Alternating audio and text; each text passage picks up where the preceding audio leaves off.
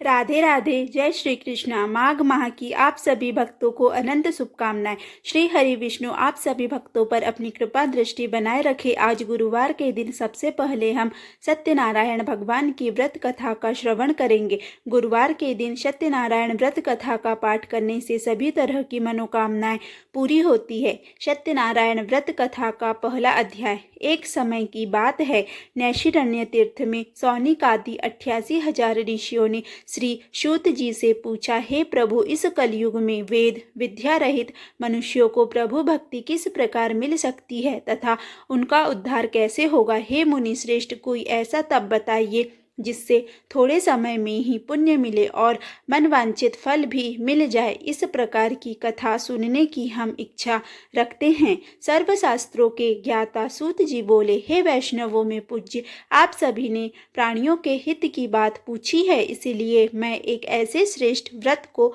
आप लोगों को बताऊंगा जिसे नारद जी ने लक्ष्मी नारायण जी से पूछा था और लक्ष्मीपति ने मुनि श्रेष्ठ नारद जी से कहा था। आप सब इसे ध्यान से सुनिए। एक समय की बात है, योगी राज नारद जी दूसरों के हित की इच्छा लिए अनेकों लोकों में घूमते हुए मृत्युलोक में आ पहुँचे। यहाँ उन्होंने अनेक योनियों में जन्मे प्रायः सभी मनुष्यों को अपने कर्मों द्वारा अनेकों दुखों से पीड़ित देखा। उनका दुख देख नारद जी सोचने लगे कि कैसा यत्न किया जाए जिसके करने से निश्चित रूप से मानव के दुखों का अंत हो जाए। इसी विचार पर मनन करते हुए वह विष्णु लोक में गए। वहां वह देवों के ईश नारायण की स्तुति करने लगे, जिनके हाथों में शंख चक्र गदा तथा पद्म थे, गले में वरमाला पहने हुए थे। स्तुति करते हुए नारद जी बोले, हे भगवान, आप अत्यंत शक्ति से संपन्न है। मन तथा वाणी भी आपको नहीं पा सकती है। आपका आदि मध्य तथा अंत नहीं है। निर्गुण स्वरूप सृष्टि के कारण भक्तों के दुख को दूर करने वाले हैं। आपको मेरा नमस्कार है। नारद जी की स्तुति सुन विष्णु भगवान बोले, हे मुनि श्रेष्ठ, आपके मन में क्या बात है? आप किस काम के लिए पधारे हैं, उसे निसंकोच कहो। इस पर नारद मुनि बोले कि मृत्युलोक में अनेक योनियों में जन्मे मनुष्य अपने कर्मों के द्वारा अनेकों दुख से दुखी हो रहे हैं। हे नाथ, आप मुझ पर दया रखते हैं तो बताइए कि वो मनुष्य थोड़े प्रयास से ही अपने दुखों से कैसे छुटकारा पा सकते हैं। श्री हरि बोले, हे नारद, मनुष्यों की भलाई के लिए तुमने बहुत अच्छी बात पूछी है। जिसके करने से मनुष्य मोह से छूट जाता है, वह बात मैं कहता हूँ, उसे सुनो। स्वर्ग लोक व मृत्युलोक दोनों में एक दुर्लभ उत्तम व्रत है जो पुण्य देने वाला है। आज प्रेमवश होकर मैं उसे तुमसे कहता हूँ। श्री सत्यनारायण भगवान का यह व्रत अच्छी तरह विधान पूर्वक करके मनुष्य तुरंत ही यहाँ सुख भोग कर मरने पर मोक्ष पाता है। श्री हरि के वचन सुन नारद जी बोले कि उस व्रत का फल क्या है, आप उसका विधान क्या है, यह व्रत किसने किया था, इस व्रत को किस दिन करना चाहिए, सभी कुछ विस्तार से बताएं। नारद जी की बात सुनकर श्री हरि बोले, दुख व शोक को दूर करने वाला यह सभी स्थानों पर विजय दिलाने वाला है। मानव को भक्ति व श्रद्धा के साथ शाम को श्री सत्यनारायण की पूजा धर्मपरायण होकर ब्राह्मणों व बंधुओं के साथ करनी चाहिए। भक्ति भाव से ही नैवेद्य केले का फल, घी, दूध और गेहूं का आटा सवाया ले। गेहूं के स्थान पर साठी का आटा, शक्कर तथा गुड़ लेकर वह सभी भक्षण योग्य पदार्थों को मिलाकर भगवान का भोग लगाए। ब्राह्मणों सहित बंधु बांधवों को भी भोजन कराए। उसके बाद स्वयं भोजन करे, भजन कीर्तन के साथ भगवान की भक्ति में लीन हो जाए। इस तरह से सत्यनारायण भगवान का यह व्रत करने पर मनुष्य की सारी इच्छाएं निश्चित रूप से पूरी होती है। इस कलिकाल अर्थात कलयुग में मृत्युलोक में मोक्ष का यही एक सरल उपाय बताया गया है। श्री सत्यनारायण व्रत कथा का पहला अध्याय संपूर्ण। बोलिए श्री सत्यनारायण भगवान की जय। सत्यनारायण भगवान की व्रत कथा का दूसरा अध्याय। सूत जी बोले, हे ऋषियों, जिसने सब पहले समय में इस व्रत को किया था उसका इतिहास कहता हूँ, ध्यान से सुनो। सुंदर काशीपुर नगरी में एक अत्यंत निर्धन ब्राह्मण रहता था। भूख प्यास से परेशान वह धरती पर घूमता रहता था। ब्राह्मणों से प्रेम करने वाले भगवान ने एक दिन ब्राह्मण का वेश धारण कर उसके पास जाकर पूछा, हे विप्र, नित्य दुखी होकर तुम पृथ्वी पर क्यों घूमते हो? दीन ब्राह्मण बोला, मैं निर्धन ब्राह्मण हूँ, भिक्षा के लिए धरती पर घूमता हूँ। हे भगवान, यदि आप इसका कोई उपाय जानते हो तो बताइए। वृद्ध ब्राह्मण कहता है कि सत्यनारायण भगवान मनवांछित फल देने वाले हैं, इसीलिए तुम उनका पूजन करो। इसे करने से मनुष्य सभी दुखों से मुक्त हो जाता है। वृद्ध ब्राह्मण बनकर आए सत्यनारायण भगवान उस निर्धन ब्राह्मण को व्रत का सारा विधान बताकर अंतर्ध्यान हो गए। ब्राह्मण मन ही मन सोचने लगा कि जिस व्रत को वृद्ध ब्राह्मण करने को कह गया है, मैं उसे जरूर करूंगा। यह निश्चय करने के बाद उसे रात में नींद नहीं आई। वह सवेरे उठकर सत्यनारायण भगवान के व्रत का निश्चय कर भिक्षा के लिए चला गया। उस दिन निर्धन ब्राह्मण को भिक्षा में बहुत सा धन मिला, जिससे उसने बंधु बांधवों के साथ मिलकर श्री सत्यनारायण भगवान का व्रत संपन्न किया। भगवान सत्यनारायण का व्रत संपन्न करने के बाद वह निर्धन ब्राह्मण सभी दुखों से छूट गया और अनेक प्रकार की संपत्तियों से युक्त हो गया। उसी समय से यह ब्राह्मण हर माह इस व्रत को करने लगा। इस तरह से सत्यनारायण भगवान के व्रत को जो मनुष्य करेगा वह सभी प्रकार के पापों से छूटकर मोक्ष को प्राप्त होगा। जो मनुष्य इस व्रत को करेगा वह भी सभी दुखों से मुक्त हो जाएगा। सूत जी बोले कि इस तरह से नारद जी से नारायण जी का कहा हुआ श्री सत्यनारायण व्रत को मैंने तुमसे कहा। हे विप्रो, मैं अब और क्या कहूँ? ऋषि बोले, हे मुनिवर, संसार में उस विप्र से सुनकर और किस किस ने इस व्रत को किया, हम सब इस बात को सुनना चाहते हैं। इसके लिए हमारे मन में श्रद्धा का भाव है। सूत जी बोले, हे मुनियों, जिस जिसने इस व्रत को किया है वे सब सुनो। एक समय वही विप्र धन व ऐश्वर्य के अनुसार अपने बंधु बांधवों के साथ इस व्रत को करने को तैयार हुआ। उसी समय एक लकड़ी बेचने वाला बूढ़ा आदमी आया और लकड़ियां बाहर रखकर अंदर ब्राह्मण के घर में गया। प्यास से दुखी वह लकड़हारा उनको व्रत करते देख विप्र को नमस्कार कर पूछने लगा कि आप यह क्या कर रहे हैं? तो उन्होंने बताया कि व्रत कर रहा हूँ तथा इसे करने से क्या फल मिलेगा, कृपया मुझे भी बताएं। ब्राह्मण ने कहा कि सब मनोकामनाओं को पूरा करने वाला यह सत्यनारायण भगवान का व्रत है। इनकी कृपा से ही मेरे घर में धन धान्य आदि की वृद्धि हुई है। विप्र से सत्यनारायण व्रत के बारे में जानकर लकड़हारा बहुत प्रसन्न हुआ। चरणामृत लेकर वह प्रसाद खाने के बाद वह अपने घर गया। लकड़हारे ने अपने मन में संकल्प किया कि आज लकड़ी बेचने से जो धन मिलेगा उसी से श्री सत्यनारायण भगवान का उत्तम व्रत करूंगा। मन में इस विचार को ले बूढ़ा आदमी सिर पर लकड़ियां रख उस नगर में बेचने गया जहां धनी लोग ज्यादा रहते थे। उस नगर में उसे अपनी लकड़ियों का दाम पहले से 4 गुना अधिक मिलता है। बूढ़ा प्रसन्नता के साथ दाम लेकर केले, शक्कर, घी, दूध, दही और गेहूं का आटा ले और सत्यनारायण भगवान के व्रत की अन्य सामग्रियां लेकर अपने घर गया। वहां उसने अपने बंधु बांधवों को बुलाकर विधि विधान से सत्यनारायण भगवान का पूजन और व्रत किया। इस व्रत के प्रभाव से वह बूढ़ा लकड़हारा धन पुत्र आदि से युक्त होकर संसार के समस्त सुख भोग कर अंत में वैकुंठ धाम चला गया। श्री सत्यनारायण व्रत कथा का दूसरा अध्याय संपूर्ण। बोलिए श्री सत्यनारायण भगवान की जय। सत्यनारायण व्रत की कथा का तीसरा अध्याय। सूत जी बोले, हे श्रेष्ठ मुनियों, अब आगे की कथा कहता हूँ। पहले समय में उल्कामुख नाम का एक बुद्धिमान राजा था। वह सत्यवक्ता और जितेंद्रिय था। प्रतिदिन देव स्थानों पर जाता और निर्धनों को धन देकर उनके कष्ट दूर करता था। उसकी पत्नी कमल के समान मुख वाली तथा सती साध्वी थी। भद्रशिला नदी के तट पर उन दोनों ने श्री सत्यनारायण भगवान का व्रत किया। उसी समय साधु नाम का एक वैश्य आया। उसके पास व्यापार करने के लिए बहुत सा धन भी था। राजा को व्रत करते देखकर वह विनय के साथ पूछने लगा, हे राजन, भक्ति भाव से पूर्ण होकर आप यह क्या कर रहे हैं?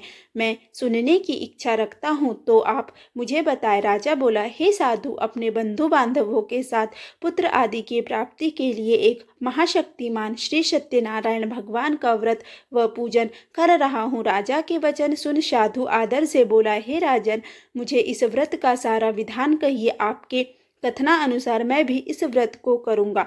मेरी भी संतान नहीं है और इस व्रत को करने से निश्चित रूप से मुझे संतान की प्राप्ति होगी। राजा से व्रत का सारा विधान सुन व्यापार से निवृत्त हो वह अपने घर गया। साधु वैश्य ने अपनी पत्नी को संतान देने वाले इस व्रत का वर्णन कह सुनाया और कहा कि जब मेरी संतान होगी तब मैं इस व्रत को करूँगा। साधु ने इस व्रत के वचन अपनी पत्नी लीलावती से कहे। एक दिन लीलावती पति के साथ आनंदित हो सांसारिक धर्म में प्रवृत्त होकर सत्यनारायण भगवान की कृपा से गर्भवती हो गई।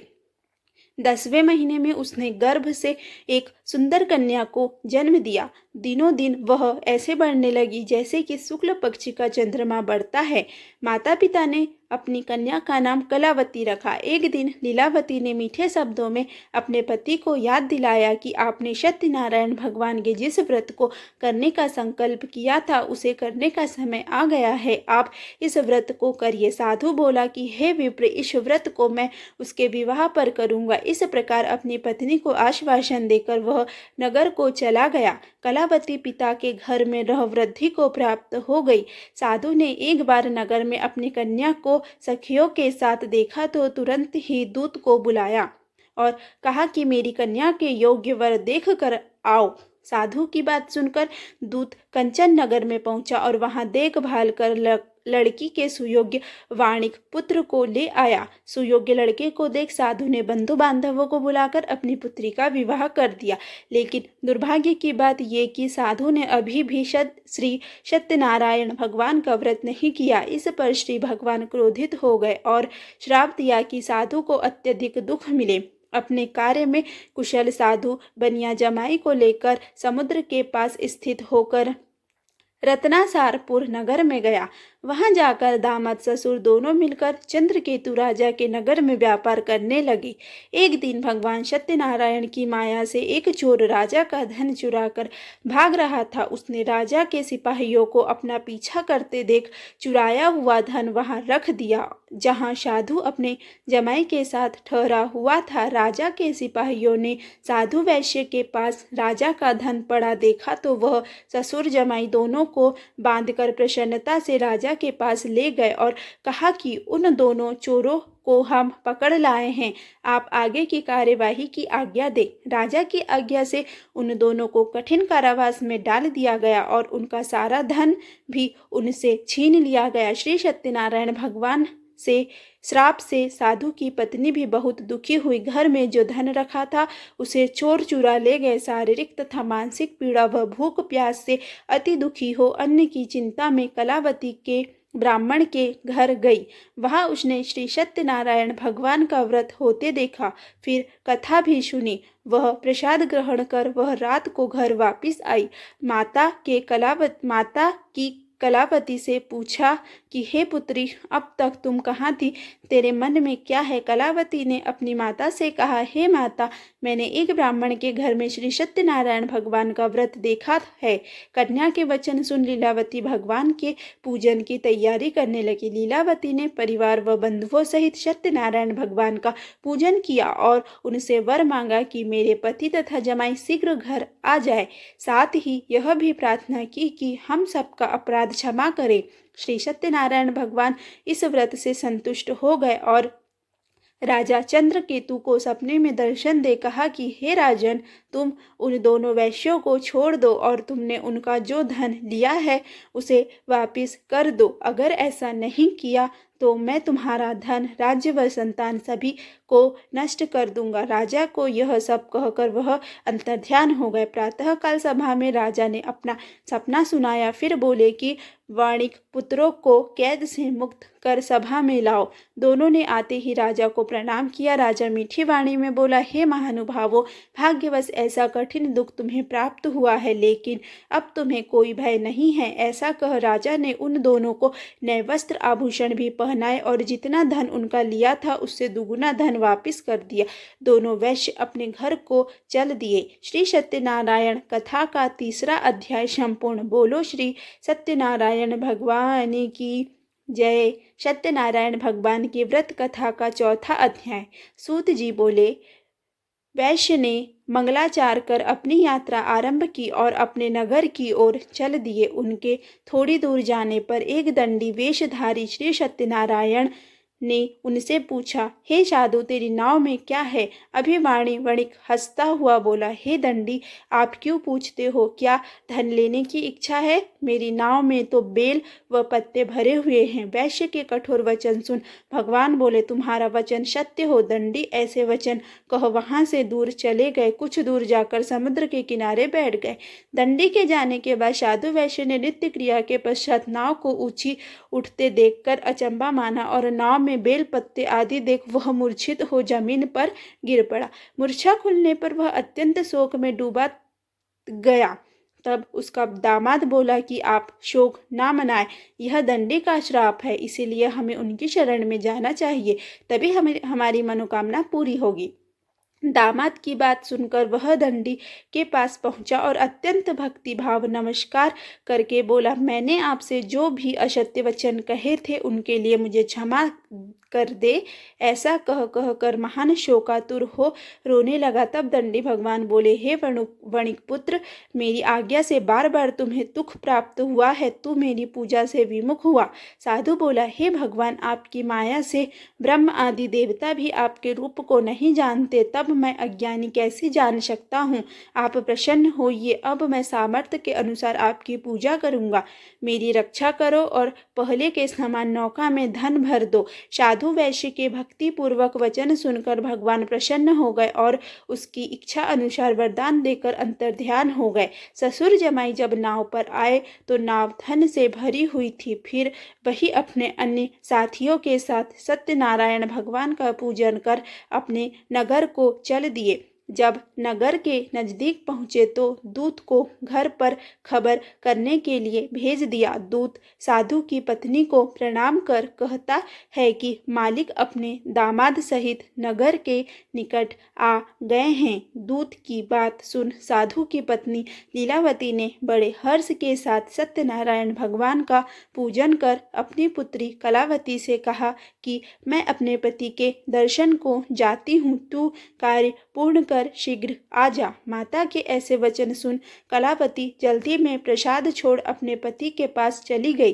प्रसाद की अवज्ञा के कारण श्री सत्यनारायण भगवान रुष्ट हो गए और नाव सहित उसके पति को पानी में डुबो दिया। कलावती अपने पति को वहां न पाकर रोती हुई जमीन पर सर गिर गई। नौका को डूबा हुआ देख व कन्या को रोता देख साधु दुखी होकर बोला कि हे प्रभु, मुझसे तथा मेरे परिवार से जो भी भूल हुई है उसे क्षमा करे। साधु के दीन वचन सुनकर श्री सत्यनारायण भगवान प्रसन्न हो गए और आकाशवाणी हुई, हे साधु, तेरी कन्या मेरे प्रसाद को छोड़कर आई है, इसीलिए उसका पति अदृश्य हो गया है। यदि वह घर जाकर प्रसाद खाकर लौटती है तो इससे इसका पति अवश्य मिलेगा। ऐसी आकाशवाणी सुन कलावती घर पहुंचकर प्रसाद खाती है और फिर आकर अपने पति के दर्शन करती है। उसके बाद साधु अपने बंधु बांधवों सहित श्री सत्यनारायण भगवान का विधि विधान से पूजन करता है। इस लोक का सुख भोग वह अंत में स्वर्ग जाता है। श्री सत्यनारायण व्रत कथा का चौथा अध्याय संपूर्ण। बोलिए श्री सत्यनारायण भगवान की जय। सत्यनारायण भगवान की व्रत कथा का 5वां अध्याय। सूत जी बोले, हे ऋषियों, मैं और भी एक कथा सुनाता हूँ, उसे भी ध्यान पूर्वक सुनो। प्रजा पालन में लीन तुंग ध्वज नाम का एक राजा था। उसने भी भगवान का प्रसाद त्याग कर बहुत ही दुख सहन किया। एक बार वन में जाकर वन्य पशुओं को मारकर वह बड़ के पेड़ के नीचे आया। वहां उसने ग्वालों को भक्ति भाव से अपने बंधुओं सहित सत्यनारायण भगवान का पूजन करते देखा। अभिमानवश राजा ने उन्हें देखकर भी पूजा स्थान में नहीं गया और ना ही उसने भगवान को नमस्कार किया। ग्वालों ने राजा को प्रसाद दिया, लेकिन उसने वह प्रसाद नहीं खाया और प्रसाद को वहीं छोड़ वह अपने नगर को चला गया।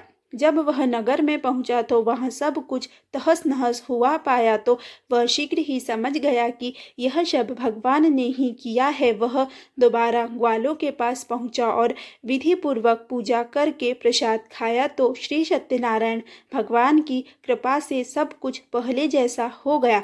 दीर्घ काल तक सुख भोगने के बाद मरणोपरांत उसे स्वर्गलोक की प्राप्ति हुई। जो मनुष्य परम दुर्लभ इस व्रत को करेगा तो भगवान सत्यनारायण की अनुकंपा से उसे धन धान्य की प्राप्ति होगी। निर्धन धनी हो जाता है और भय मुक्त हो जीवन जीता है।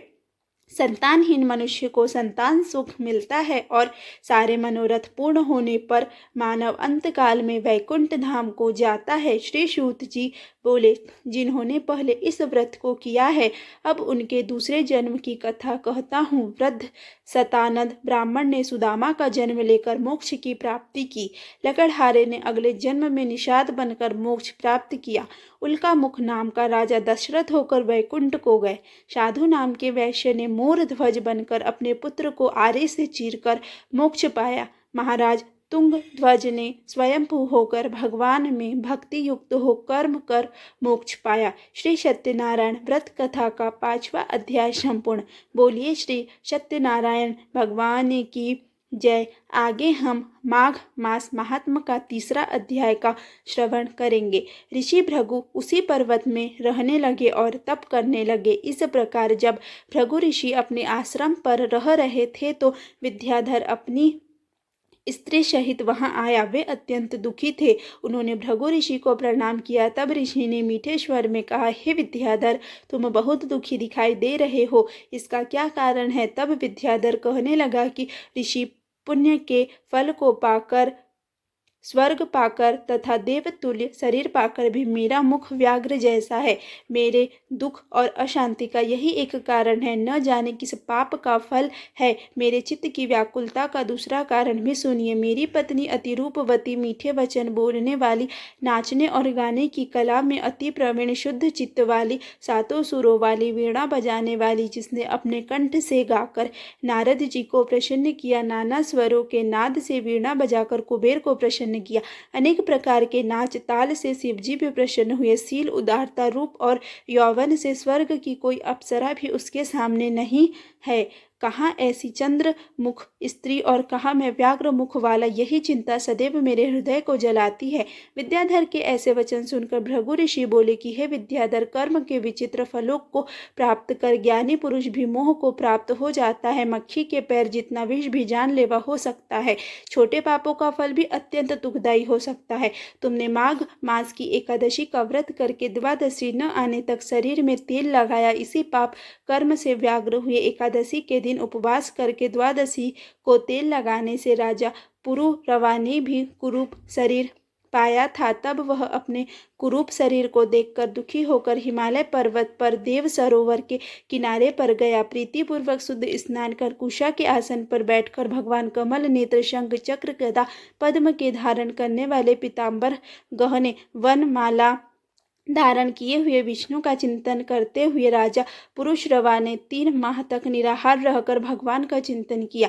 इस प्रकार 7 जन्मों में प्रसन्न होने वाले भगवान राजा के 3 माह के तप से प्रसन्न होकर माघ मास की एकादशी को भगवान ने अपने शंख के जल से राजा को पवित्र किया। भगवान ने उसकी तेल लगाने की बात याद दिलाकर सुंदर देवताओं जैसा रूप दिया, जिसे देखकर उर्वशी भी उसको चाहने लगी और राजा कृतकृत्य होकर अपनी पुरी को चला गया। ऋषि भी भृगु कहने लगे कि हे विद्याधर, तुम क्यों दुखी होते हो? यदि तुम अपना यह राक्षसी रूप छोड़ना चाहते हो तो जल्दी ही मेरी बात मानकर पापों को नष्ट करने वाली हेमकूट नदी में माघ में स्नान करो, जहाँ पर ऋषि सिद्ध देवता निवास करते हैं। अब मैं इसकी विधि बतलाता हूँ। तुम्हारे भाग्य से माघ मास आज से 5वें दिन ही आने वाला है। पौष शुक्ल एकादशी से इस व्रत को आरंभ करो। भूमि पर सोना, जितेंद्रिय रहकर दिन में 3 बार स्नान कर पूरे महीने निराहार रहो। सब भोगों को त्याग कर तीनों समय भगवान विष्णु का ध्यान करो। जब तुम द्वादशी को शिव जी श्रोत और मंत्रों से पूजन करोगे तो सब तुम्हारा मुख देखकर दंग रह जाएंगे और तुम अपनी पत्नी के साथ सुखपूर्वक क्रीड़ा करोगे। माघ मास के प्रभाव को जानकर सदा माघ में स्नान करो। पाप दरिद्रता से बचने के लिए सदैव माघ मास में स्नान करना चाहिए। माघ मास में सदा स्नान करने वाला इस लोक तथा परलोक में सदा सुख पाता है। वशिष्ठ जी कहते हैं कि हे दिलीप, भृगु जी के ये वचन सुनकर वह विद्याधर अपनी स्त्री सहित उसी स्थान पर पर्वत के झरने में माघ का स्नान करता रहा और उसके प्रभाव से उसका मुख देव सदृश हो गया और वह मणिग्रीव पर्वत पर आनंद से रहने लगा। भृगु जी भी नियम समाप्त कर शिष्यों सहित ईवा नदी के तट पर आ गए। आगे की कथा हम अगले वीडियो में देखेंगे। श्री सत्यनारायण भगवान की आरती। ओम जय लक्ष्मी रमणा स्वामी, जय लक्ष्मी रमणा सत्यनारायण स्वामी, जनपातक हरेना। ओम जय लक्ष्मी रमणा स्वामी, जय लक्ष्मी रमणा रत्न जड़ित सिंहासन अद्भुत छविराजे, प्रभु अद्भुत छविराजे, नारद करत निराजन घंटा ध्वनि बाजे। ओम जय लक्ष्मी रमणा स्वामी, जय लक्ष्मी रमणा प्रकट भये कलिकारण द्विज को दर्श दियो, बूढ़ा ब्राह्मण बन कर कांचन महल कियो। ओम जय लक्ष्मी रमणा स्वामी, जय लक्ष्मी रमणा दुर्बल भील कठारो, जिन पर कृपा करी, चंद्रचूड़ एक राजा तिनकी विपत्ति हरी। ओम जय लक्ष्मी रमणा स्वामी, जय लक्ष्मी रमणा वैश्य मनोरथ पायो, श्रद्धा तज दीनी, सो फल भोग्यो प्रभु जी फिर स्तुति कीन्ही। ओम जय लक्ष्मी रमणा स्वामी, जय लक्ष्मी रमणा भाव भक्ति के कारण छिन्न छिन्न रूप धरो, श्रद्धा धारण कीन्ही तिनको काज सर्यो। ओम जय लक्ष्मी रमणा स्वामी, जय लक्ष्मी रमणा ग्वाले बाल संग राजा, वन में भक्ति करी, मन वांछित फल दीनो, दीन दयाल हरि। ओम जय लक्ष्मी रमणा स्वामी, जय लक्ष्मी रमणा चढ़द प्रसाद सवायो, कदली फल मेवा, धूप दीप तुलसी से राजी सत्य देवा। ओम जय लक्ष्मी रमणा स्वामी, जय लक्ष्मी रमणा। बोलो सत्यनारायण भगवान की जय। श्री सत्यनारायण जी की आरती जो कोई नर गावे, रिद्धि सिद्धि सुख संपत्ति सहज रूप पावे। ओम जय लक्ष्मी रमणा स्वामी, जय लक्ष्मी रमणा सत्यनारायण स्वामी, जनपातक हरना। ओम जय लक्ष्मी रमणा। यदि यह वीडियो आपको अच्छा लगा हो तो प्लीज़ वीडियो को लाइक करें, वीडियो को ज़्यादा से ज़्यादा शेयर करें तथा चैनल पर पहली बार आए हैं तो चैनल को सब्सक्राइब करना ना भूलें। धन्यवाद।